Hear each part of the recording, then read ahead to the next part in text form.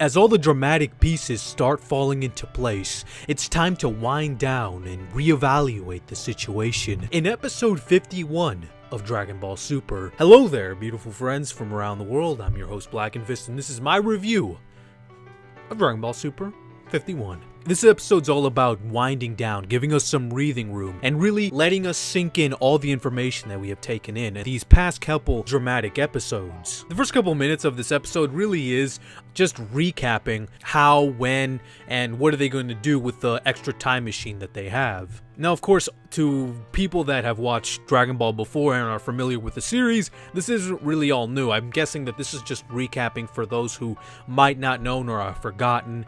I guess it's necessary since this is going to be critical to the stories. Gladly, they don't spend half an episode on this. Beerus and Whis do remark how they're not particularly fond of mortals being able to time travel, but they are very intrigued with this Black Goku, especially his time ring. Now, more interestingly, they also said that they have felt his ki somewhere before, so perhaps he is someone familiar to them. Meanwhile, in the Dragon Ball apocalypse known as the future, I don't know why in the future always has to be so bleak, Black Goku is testing out his new abilities. He says that he has these things called battle memories, which could be one of his special techniques or abilities, as maybe he's able to absorb other people's techniques or strength, because it does seem that he was trying to imitate the way Goku fought. Maybe that's the method of which he gets stronger? Who knows? We still aren't clear on everything that Black Goku is, but it is clear that Black Goku somehow, some way is able to absorb other people's techniques, whether through artificial or through organic means. We're not sure about that yet. But aside all that, this episode really was about Mai. Unfortunately, it wasn't about what exactly happened to Mai, because as we all know in the last episode, Mai was found out to be still alive, to the surprise of mostly nobody, as, you know, with Dragon Ball Super promoting her so much, it would have been strange to just throw her away in the first episode. It was mostly about Future Trunks reminiscing about Mai, and learning more about what this future Mai was like. Apparently, she was a leader of a group trying to resist Black Goku. Now, it is kind of futile to try to fight Black Goku with bullets and bombs, but I guess you gotta give her an A for effort, right? While Trunks is reminiscing, he's telling this to the present Mai, Shu, and Pilaf, as well as Kid Trunks. He does state that he doesn't remember meeting Shu or Pilaf in the future, which maybe could spell disastrous consequences for them. However, there is one thing I find very, very strange.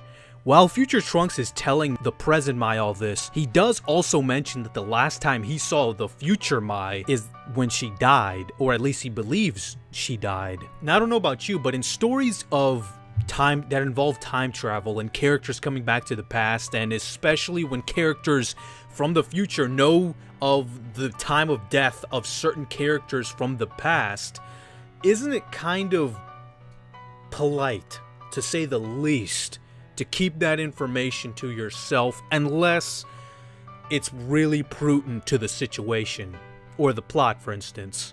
Now, I don't know about you guys, but Mai seems to be a very inconsequential character. It's cool that she's around and that she's involved, but up to this point, who knows what's going to happen with Mai, but up to this point, Mai is, I'm going to be blunt, she's pretty useless against Black Goku and his evil doings. So it's not pertinent for Future Trunks to tell the present Mai that she's going to die a horrible death at this hands of this great villain. I don't know, it just seemed inappropriate for Future Trunks to be doing that. Who knows, maybe the reason he did say that is so that they could just set off something later on in the arc. Probably not, but oh well. Anyway, the point is, present Mai, however, found this all to be very charming because now she's infatuated with him, which I guess, I mean, who else wouldn't be infatuated by someone who would tell you your own death? It's honesty, man. The episode also shows us a couple more interactions that Future Trunks and Mai went through, just to show a little development of how the relationship really was. All in all, this episode really was very Mai focused. Mai in the present, Mai in the future, and the relationship that both Trunks and Mai had. But anyway, that has really been the episode. Now I want to move on to something that I really don't talk about in these reviews, and I actually wanted to talk about this in the previous review, but I forgot. And that's the ending theme. Now, I understand the ending theme has nothing to do with the plot, has nothing to do with that, but it's still part of the series in a way. And I just want to say, am I the only one that thinks that the ending is kind of out of place? Now, I will say that this episode wasn't the darkest episode that it was, but it seems that this whole arc is going from a slightly darker and more dramatic story, so I would figure that the new ending would reflect that, right? But it seems that this is all the same happy-go-lucky, lighthearted, goofy ending that it always was, at least the way it was in tone.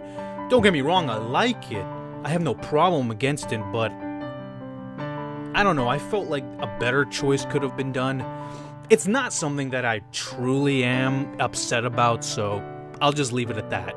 But anyway, guys, that has been my review of episode 51, and if you enjoyed these thoughts, if you enjoyed my critiques, please subscribe to the channel, as I'll be bringing you more Dragon Ball Super reviews like this one, as well as my other Dragon Ball segments. But until next time, guys, I'm Black and Fist, and I will eternally, always be out.